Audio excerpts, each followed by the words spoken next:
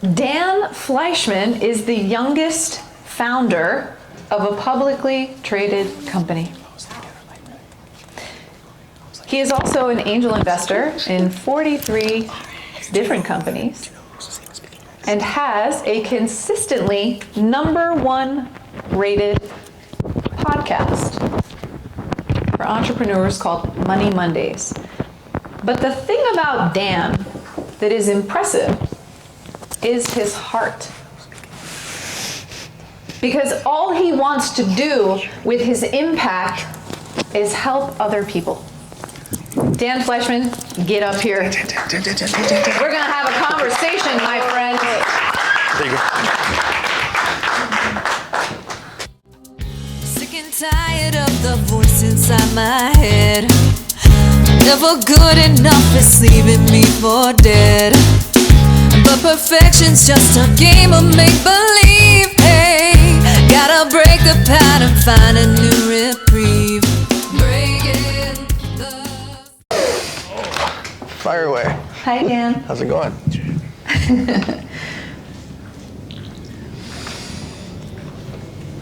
Ask me anything. Oh, I will. Good. How do you define success? Freedom. Say more. You can go anywhere, do anything, buy anything, help anyone. Freedom. When someone asks you for something, you can execute on it. Someone asks you to go somewhere, someone asks you to help someone, you can say yes. And there's no one else to ask about it because you have full freedom. When we think about control and access to power, as you're building business after business, I imagine there have been times where you had a plan for how it was all going to go, and a whole bunch of people who needed to follow the plan, and one or many things went sideways. Let's take the principle of accessing what we can control and apply it to one of your entrepreneurial endeavors. Take me back to a time when something went totally out of your control and tell me how you handled it. So after I had the energy drink company, I started an online poker company called Victory Poker. And I loved poker and I was really excited about it. And I just had ended a 5-year relationship. And so I put on a backpack and I moved to a place called Malta. Never even heard of Malta before. I rented a hotel room for 3 days at a time until I found an apartment, and I ended up living there for a couple years. 10 weeks later, my online poker site is live. 10 months later, we're the 5th biggest poker site in the world. There's 550 competitors.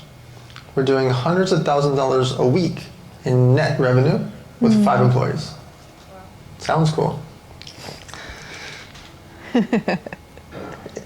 Fast forward another year, and it's April 15th, 2011. I had just flown from Malta for the first time back to America to have a meeting with this multi-billionaire. It's gonna be at 12 p.m. at the Hard Rock Hotel. This guy invented the slot machine loyalty card. You know, we see like senior citizens when they're kind of stuck to the slot machine. He sold that for $440 million, and he owned Wheel of Fortune and Jeopardy slot machines. And so I go to his house over here in Malibu, and after I get to meet him, but this first time meeting him is at 12 o'clock at the Hard Rock Hotel. At 10 a.m., I get a phone call from Dan Bilzerian, yelling at me. "Where are you?" I'm at the Bellagio, where are you? And he tells me to turn on the television that online poker has just ended in America, and that the FBI just seized the bank accounts and websites of all my competitors. So I get them to put it on the TV, and there it is. It was on almost every channel. And literally, Poker Stars, Full Tilt Poker, etc., it said, seized by the FBI. I go to my website, it's not seized by the FBI, which is confusing, because I don't know what's happening, why are they in trouble, why am I in trouble, am I in trouble, what's happening? So I go to the 12 o'clock meeting, I go to the Hard Rock Hotel, and I walk in to meet this multi-billionaire. I'm super excited, and he says, "You look like somebody died." He didn't say hi. I said, "Well, the entire industry just died. Turn on the television."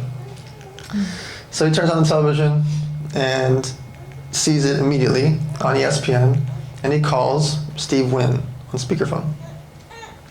Steve Wynn is screaming, super upset, because he had just announced 11 days prior a huge deal, partnership with one of those 3 companies that got seized by the FBI. That's not good for a casino. What I didn't know was he, the billionaire, actually invited me there to train 11 California sheriffs, the police officers, on how to play poker and blackjack. So I think I'm public enemy number 1, I'm about to get arrested. I have to now train for the next 4 hours the police on how to gamble. When gambling just got shut down in America. And one of them kept messing with me, kept like touching his handcuffs, like, yeah, I got eyes on him, don't worry. So fast forward the next 4 days, on April 19th, I'm supposed to get a down payment of $3.7 million on a $65 million valuation. I rented a whole resort in Costa Rica. I was flying everyone in for this photo shoot. We're gonna do this big campaign April 19th. Instead, April 15th is called Black Friday. And over the next 4 days, I happen to shut down on April 19th. Instead of $65 million company, I manually paid back 41,000 players.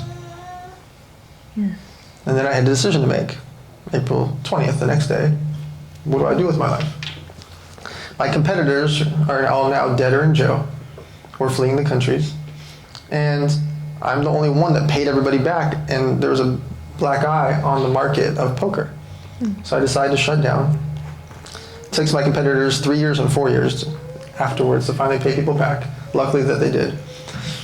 And so that terrible moment, that course of history, was the best thing that ever happened in my career.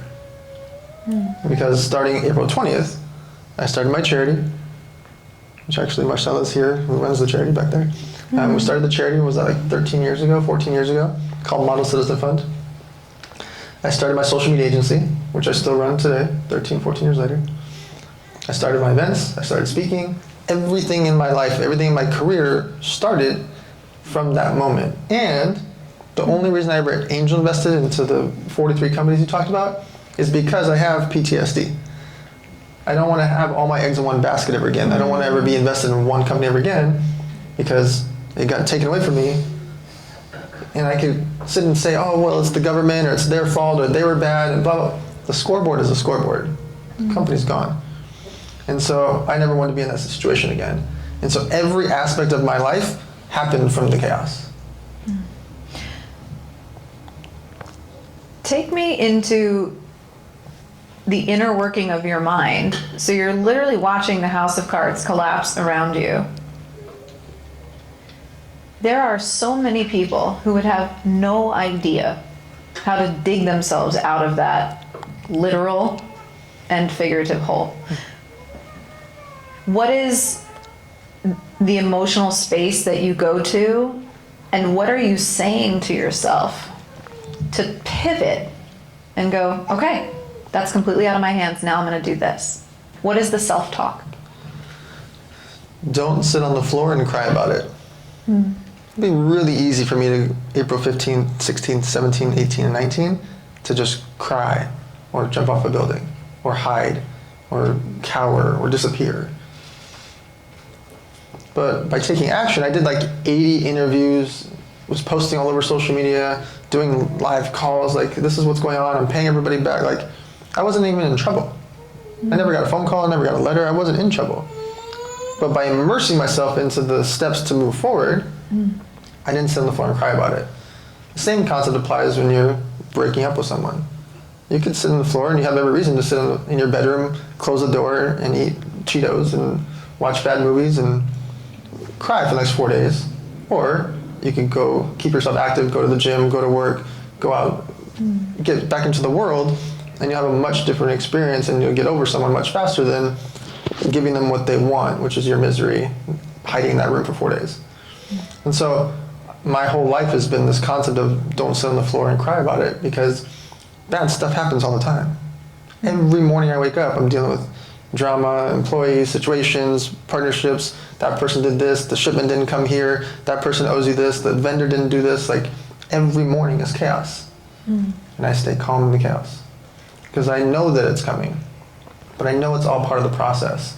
And so my mentality is when the entire poker world shut down, like literally tens of billions of dollars shut down, I just moved forward. What is the next step? And the logical next step is I don't trust the government. I don't know what they're going to do. I don't know how long it's going to take. I'm just going to pay everybody back and shut down. How did you learn to have that mindset?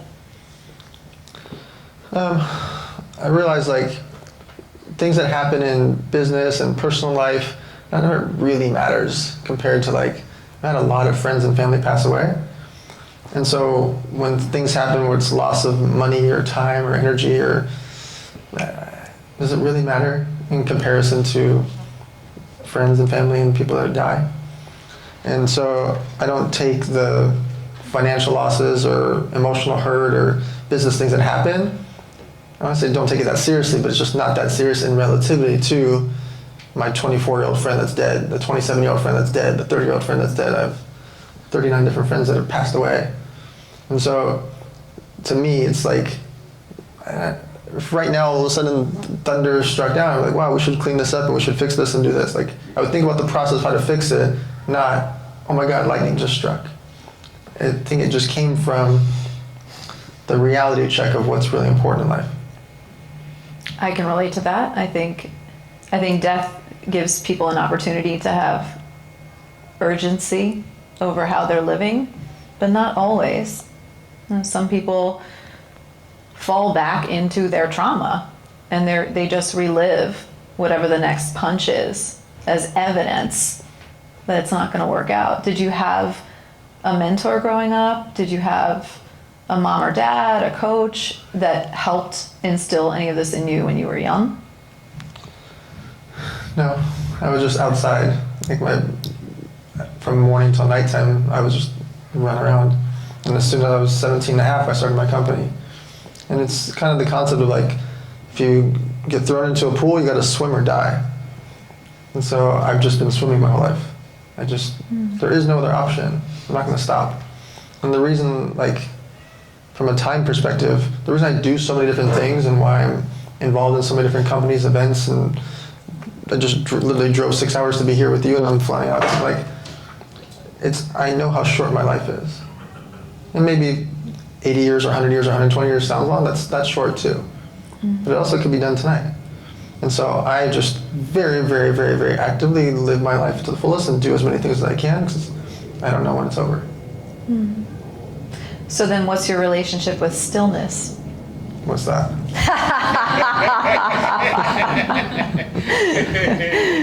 So I guess you don't meditate. I like meditation. Okay. Does anything come up for you when you meditate that's frustrating or difficult or distracting?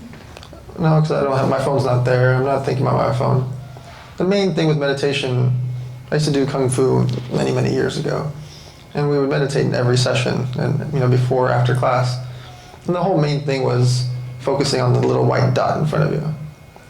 And if you could focus on the little white dot, things would get quieter. And so whenever I'm meditating, my eyes are closed and I'm trying to focus on the little white dot, and then I let my thoughts do what they do. I have one more question for you. I want to know, which might be hard to answer because you're doing so much, what is something that you're working on right now that really matters to you? The charity work is what matters. Watching the impact of the butterfly effect of it, because if I do charity, other people copy me or do their own version or make better versions or do it in their own cities, far beyond I'll ever see. And so when situations arise now, I'm just getting bigger and better and more focused on the charity stuff. Like the fires happened, I had 3.3 million views on an Instagram post about the fires. The next day, 500,000 views. That's 10 or 20 times my normal because charity is part of what I'm known for. But more importantly, 11,000 people reposted it. And so that makes me hyper aggressive, like I need to do more. I need to get this bigger, I need to focus on this more. And so I posted about, let's go to Rumble Boxing and drop off supplies. we have like 3 semi-trucks full of supplies now from one post. And so I take it very literal and very serious and very active, the charity work, because the butterfly effect is I haven't even stopped by Rumbleboxing, but all that action happened. 3 semi-trucks happened. Does that make sense? Mm-hmm. And so my goal is just to keep doing the toy drives and the Thanksgiving food drives, and when situations arise like the fires, I'm going to be as aggressively active as I can. It's working. Far beyond I'll ever know. That's what's important to me. Mm-hmm. I don't need a pat in the back. I don't need anybody to know my name's not on the side of the semi-truck. My name's not on the toy drive website. Like, I don't need my name on any of this stuff. I need it to happen. And I need other people to do it all over the world. First of all, do not leave. Give Dan a round of applause, please. Oh my God. And if it's okay with you, Dan, I want you to have a chance with the audience to answer some questions. I'm going to step off stage for a few minutes while you do that. Sound good? Okay. Please don't be shy, you guys. I wasn't shy. I asked Dan to come speak here. We became friends like 3 months ago. I'm like, hey, will you do me this favor? So and here I am. You will never know if you do not ask. Okay? Can Want to turn that off? yeah. Any questions? Hi, Dave. Mr. Dave? What are your daily life, So the question was, what are non-negotiables in daily life, family life, and business? In daily life, my non-negotiables, I forced myself to eat and drink. I don't know if you guys saw when I got here, I walked straight to the snack table and I just started eating, and everyone came by to talk to me, and I just kept eating because I was busy the last 7 hours, and it took me 6 hours to get here. And so I make sure I force myself to eat and drink, because otherwise it's very easy to have excuses of why you don't do it. And so I'm very forceful about that. On the business side, I do what's called over-communicate. I make sure that everyone in my team, every staff, every group chat does over-communicating. If you're going to be here at 6 p.m. for this event, say this, this, and this. If you know that you have to deliver this box, mention that. Like, I make sure that I'm constantly communicating with the staff, with the team, etc. If a situation arises, I will text, I will call, I will be there to make sure that there's communication. And on the family side, I've never missed one single day of texting my mom. Ever. Not once. And I won't ever. And every time I get on a plane, before I take off and when I land, I text her. I'm not scared of planes whatsoever. She's not scared of planes whatsoever. It's just a fun game for me to have that type of excuse and attachment to reach out to her. And for her, it's fun that and if I land and I don't text her right away, because she kind of calculates when I'm going to land, it's like a fun game for her to try to catch when I'm landing. And so that little thing is our connection, because it's hard. I travel so much. I'm gone 250 days a year. It's hard in between to be able to see her. And so that simple thing keeps the interaction. Do you feel like you sacrificed something along the way? And if you do you feel any regrets? So the question was, do I feel like I sacrificed anything along the way? And do I have any regrets? So I sacrifice certain relationships and time with people because I do travel too much. And there's often times where I can't be fully present because I'm inside of my phone, putting out fires, working on companies, but I don't have any regrets about it because I feel like my mission is to save the world. And people talk about the theory of saving the world, but I have actual actionable steps of how I'm going to do it before I die. And with that mentality or with that mission, I know I have to miss out on certain things in my life. I know I have to take a lot more flights than I don't have to do it, but it's part of my mission. And so there's certain parts of my life that I will miss. There's certain parts of people's lives that I don't want to miss their things, but my greater good or my greater mission is that.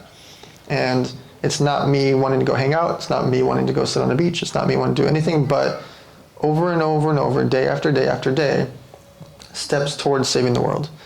And when I say saving the world, it's food, water, and shelter, and me proving to the world that I can execute on large format charity. And if I can do that with the world's largest toy drive for 11 years, with doing 6 million supplies for the homeless over the years. Doing those things over and over to prove to the world, I believe that I can get other people to do it at mass scale. And with that mission, that means that sometimes I can't go on date night. That means sometimes I can't make it to the certain birthday. That means that sometimes I can't make it to someone's second or third wedding. Or sometimes I can't make it to certain... by the way, I've never gone to someone's third wedding. I'm not going. Yeah. But the point is, I don't have regrets about it. I'm making a willing decision to do it. I know that I'm doing it. I know what I'm sacrificing, and I know sometimes it can hurt someone. Like if I don't make it to their certain event or their certain party, etc. But I also know that I'm going to know them for decades. And so I'm not planning to always miss their birthday or always miss that event or always miss that thing.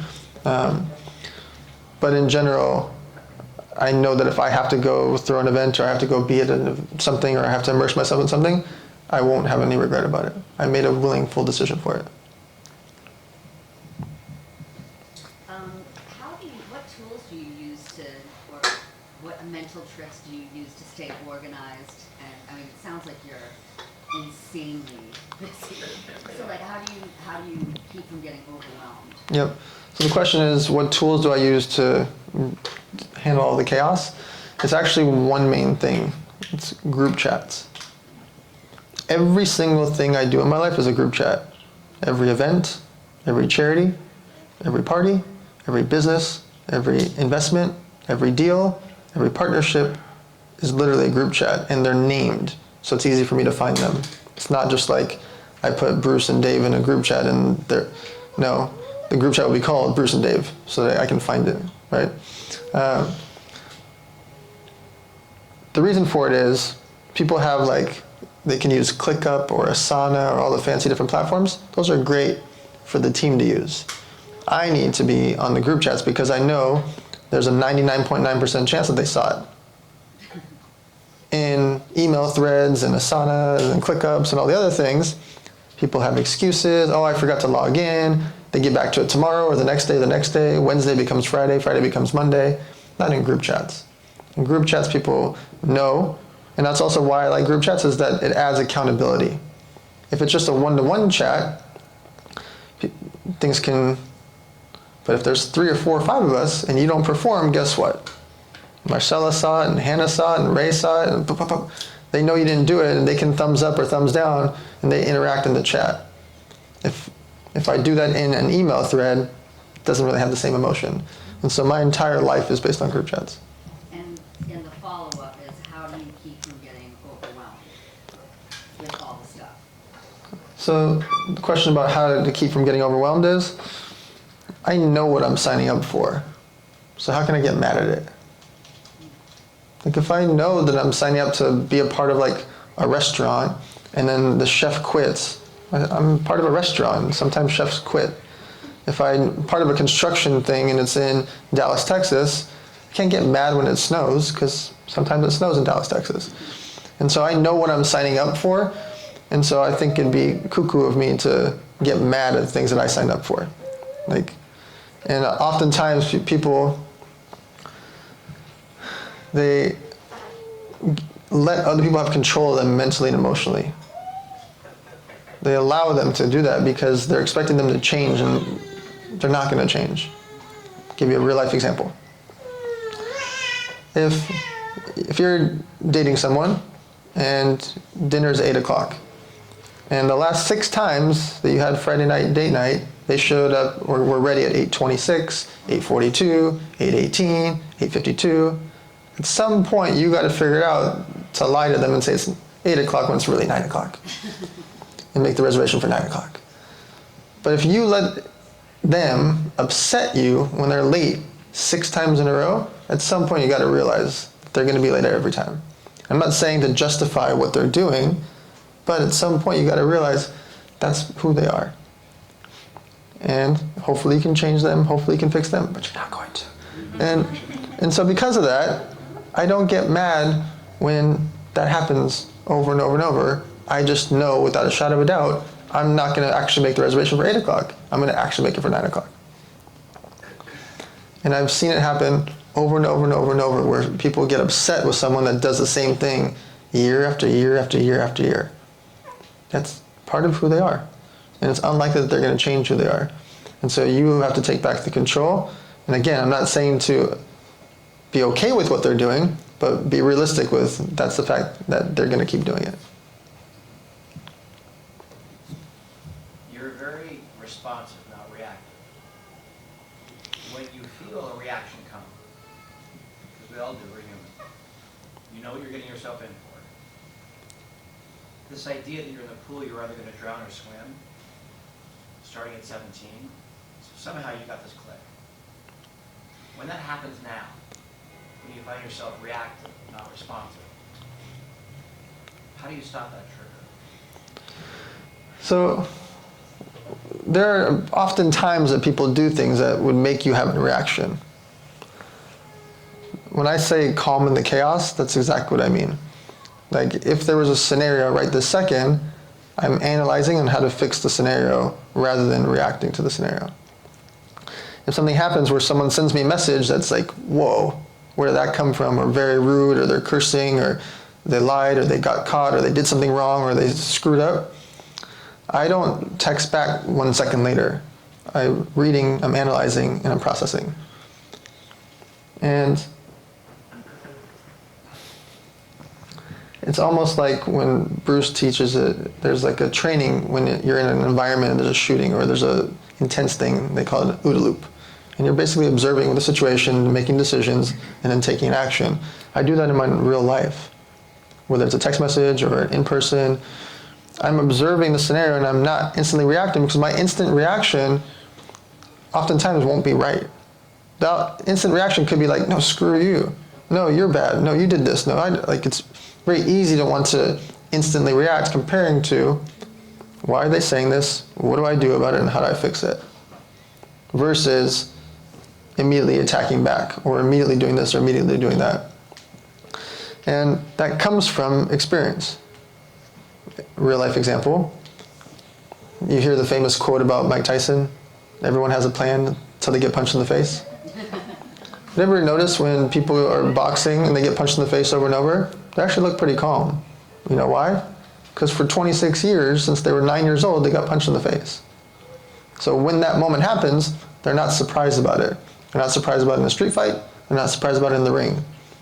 Now, if for the same person had no training and never got punched in the face, and now they get punched in the face, what's going to happen?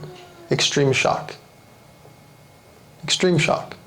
They're going to fall to the floor, they're going to cry, they're going to scream, they're going to pass out. Who knows? Because they've never been in that experience. The reason people go through gun training, the reason people go to fight training, the reason people play soccer, the reason that you do repetitions is so that in that moment, you make a calm, focused decision. That's why Kobe Bryant's the best. That's why Michael Jordan's the best.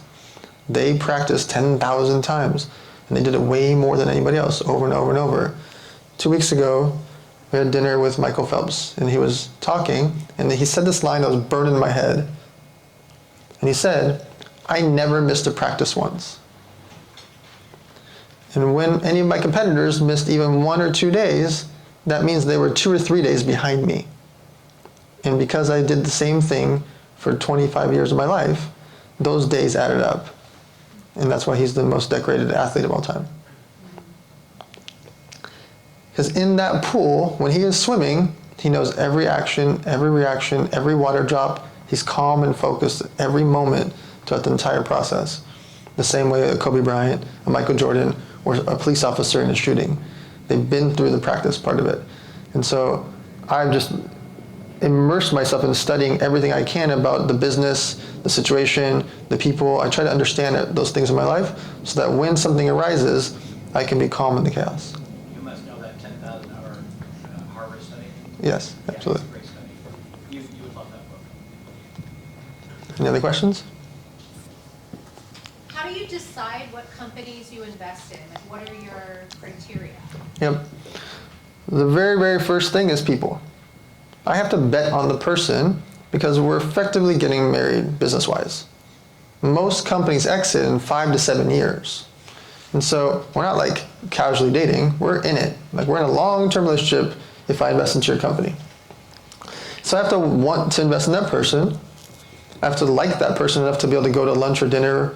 I have to be able to feel comfortable that I can text them at 9 or 10 p.m. or 7 or 8 in the morning when stuff happens. And I have to believe they are what's called ride or die.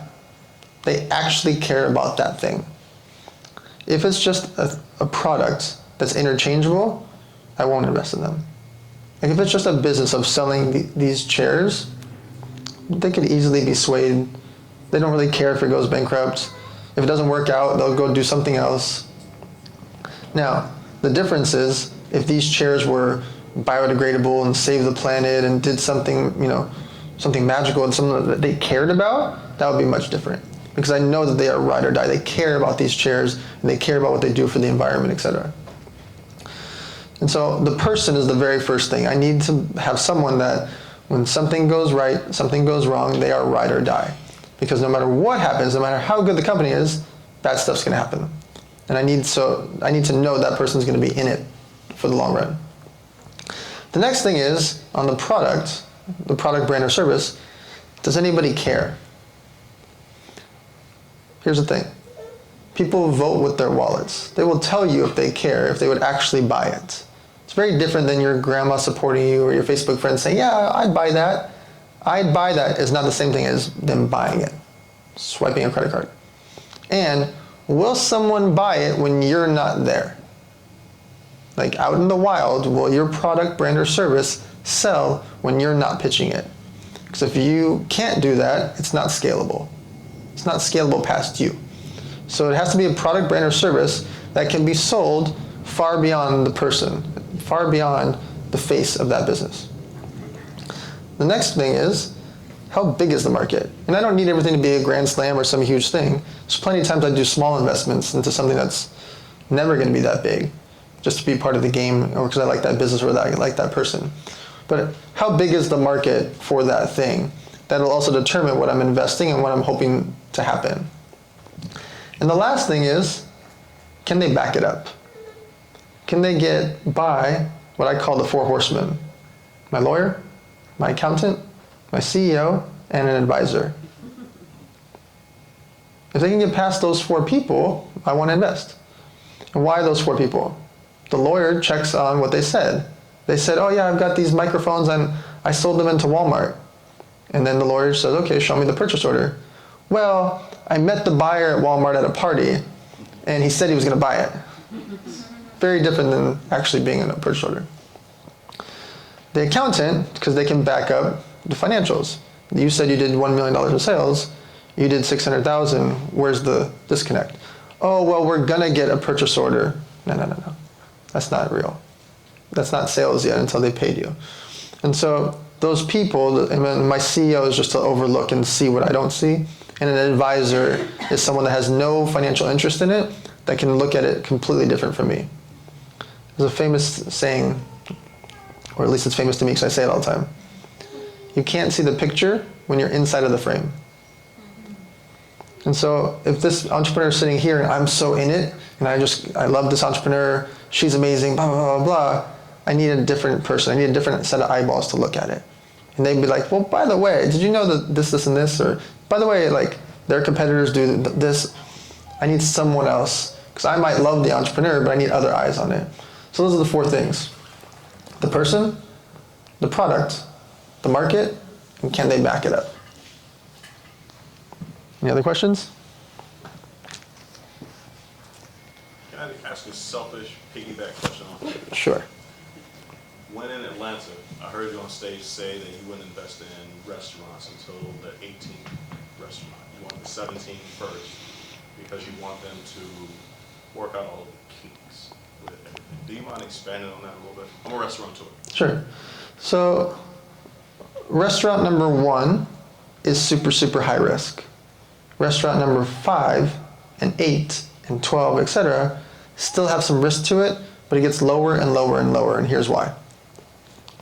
The person opening restaurant number 1, let's say it was this building, they're going to pay rent and their lease will be different than someone who has 8 locations. They know how to negotiate different. Tenant improvements, the terms, everything, because this is their first restaurant, that's their 8th. all the materials inside this restaurant. The kitchen, the refrigerator, the stove, the supplies, the utilities, every little detail of that restaurant, the fabrication, the art, the design, where the countertops are, where the chairs are. This person, restaurant number 1, is going to pay full price. They don't know what to get. They don't know how many chairs to get exactly. They don't know the layout, the structure, the flow of how to walk. There's an actual art form and science to designing a restaurant for walk flow and workflow. Like, where do people walk? Where do people work? How does the waiters walk around, etc. Well, restaurant number 8 has it down. Maybe not perfect, but they kind of know the flow of where everybody moves, how they walk around, where's the hostess, where are the waiters and waitresses, where does the chef go, where's the cleaning crew walk, where do I sit the people that have family and kids, where do I sit single people, where do I sit couples, like, they have a flow. Restaurant number 1, they might have read about it in a book, but they don't know.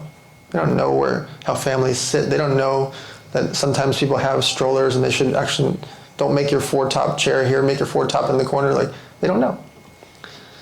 Everything about restaurant number 1 is a learning experience outside of them having an advisor and a consultant or what they read online, etc., compared to someone that has restaurant number 8, 11, 13, etc. Now, does that mean that restaurant number 1 can't work? Of course it can. But they're going to be paying more for things. It's going to take longer. The hours of their restaurant, for example, they might run it from 12 p.m. to 10 p.m. And they might have the staff show up 2 hours early at 10 a.m., all of them. And they don't realize that, well, you actually don't need all your staff at 10 a.m. You could have some of them come at 11:30. Oh, who cares about 90 minutes for 7 people?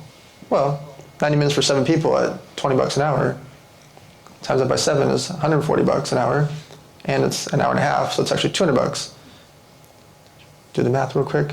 You're saving $200 a day, $6,000 a month, $72,000 a year net, just because you had your people come an hour and a half later, because you didn't need them for the first hour and a half, only 2 of them, not 9 of them.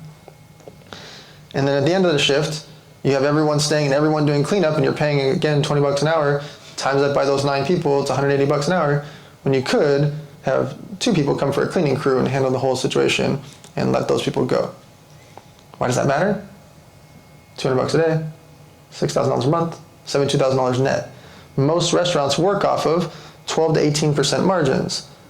Well, I just saved you $145,000 by cutting off an hour or 2. That's the difference between restaurant number 1 and restaurant number 12. Any other questions?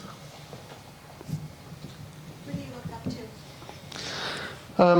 I look up to a few characters. My favorite one is Michael Jordan, because of extreme excellence, not just for himself, but for his team. He would get physically angry at his teammates for not trying as hard as him, even though he set the bar so high so they would never be as good as him or never try as hard as him. And I love that. I am relentlessly flying around the country, doing a zillion meetings, a zillion phone calls, a zillion everything, so that I can hopefully inspire my team, whether it's sales, employees, design, everyone involved in my world, that I will be out there relentlessly fighting for them. Right? Hannah's here. She's my number 1 salesperson for our sales team. What do I say in the group chat all the time? I just had 4 meetings today. I'm on 6 stages. I'm on 2 podcasts. I'm not saying that to gloat. I'm saying that so that she and the team know that I'm out there hustling and working to help it make easier for them to sell. And so I love the Michael Jordan thing of like being relentlessly out there and relentlessly working your butt off so that the people around you and the teammates look up to you. The other interesting character is The Rock, because of how he built up his career from literally nothing. And you hear a lot of stories about, obviously Oprah Winfrey and other people that have been homeless or living in a car and built up these careers. I just think those are fascinating because it proves what can happen by being relentless. Obviously there's luck involved, there's timing involved, but you create your luck by being out there over and over and over.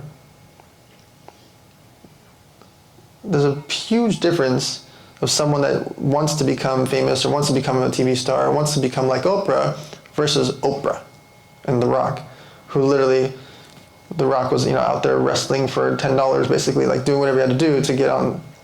Where Sylvester Stallone was doing whatever he had to do to finally get the Rocky movie and be a part of it. Like, the stories of those type of characters are who I look up to because of the fact that they lived and breathed and died that thing.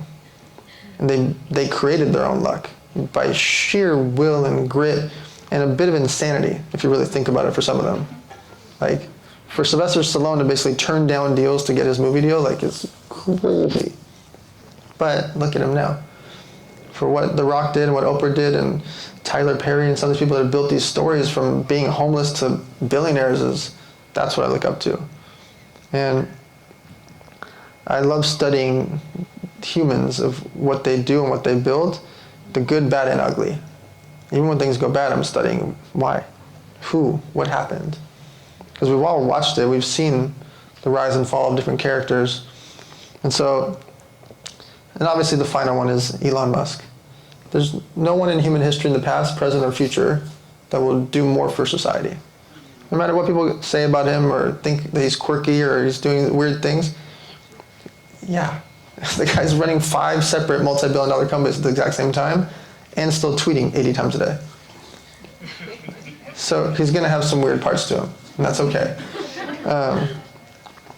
And no, he did not Heil Hitler, by the way. He was just saying that's his heart. And so, people look at him, and to me, you're just never going to have someone that is that audacious to go build 5 different multi-billion-dollar companies at the same time.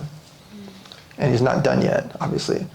And what he's doing for our society with some of the companies like Starlink is staggering, because Starlink is the only way that third world countries are getting internet. It's the only way that we're going to have internet around the globe. It's going to be what fixes airplanes, motorhomes, cars. Everyone will have Starlink. That will be a multi-trillion-dollar company. I wish Starlink was a publicly traded company itself because of what that's going to be and what it does for society. And with Twitter, he literally saved America. Like, he put up $44 billion to save our country. And by default, it helped save the world. Like, he literally prevented wars. Literally got the evil prime minister in Canada, whatever he was in Canada, to resign. The guy that's millions of people were locked in their homes and losing their jobs and careers and lives over that guy, and now he's gone. You'll never hear from him again. Like, Elon Musk is so audacious to go spend $44 billion that he didn't have to go buy a company to help effectively save the world. And so that's an interesting character for me from that perspective. And with everybody I said, they have drama. People hate Michael Jordan. People hate Elon Musk. People are so mad at Oprah. All of them have their things of why some people hate them, but think about the greater good of what they've all done for society. Oh dear. So that was a wide range, and I love that. Thank you for sharing. What is the most challenging or insane thing you have had to do to either save a company, or what was the most risky thing that put you really, really, really in a huge pickle? I mean, the poker site was really crazy. I mean, manually paying back 41,000 people was really hard. Doing that now would be hard, but in 2011, I mean, social media wasn't even really a thing. We had like the Facebook. Like, it wasn't like you had a bunch of social media back then. And so getting a hold of 41,000 people and manually trying to forcefully give them their $500, $5,000, $8,000, $2,000, times that by 41,000 humans and make sure they actually got it was, and I only had 5 employees. So that was all out warfare. Not like we weren't fighting anyone, but like the battle to do that was insane. Like, I still think about it all the time. And if we didn't do it, what would have happened? That would have been tens of millions of dollars of people's money that could have been taken by the government, because they took billions of dollars from our competitors, locked it up for years. Most people didn't get their money back. And so that was the craziest one that stuck in my head, is that we were, again, not at war with anyone, we were at war with ourselves to try to physically do this, and it was utter chaos.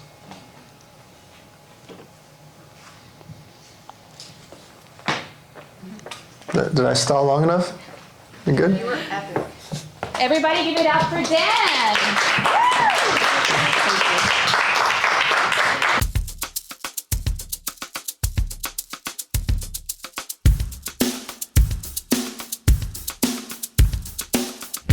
Waking up, I hear the desperation call. I turn my back and hit my head against the wall. Don't need a crucifix to take me to my knees. Whipping my mistakes to jump over the grief. Breaking the circuit, making it worth it. Oh, sick and tired of the voice inside my head. Never good enough, it's leaving me for dead. But perfection's just a game of make-believe. Hey, gotta break the pattern, find a new reprieve. Breaking the circuit, making it worth it. Oh, I am ready to make a change. I am big, that's my pain. There's a knowing deep inside. I gotta let this life. I can be brave and afraid at the same time. Practice self-compassion, start to calm my mind. Taking tiny steps to loving all of me. Trust the process, cause it's gonna set me free. Breaking the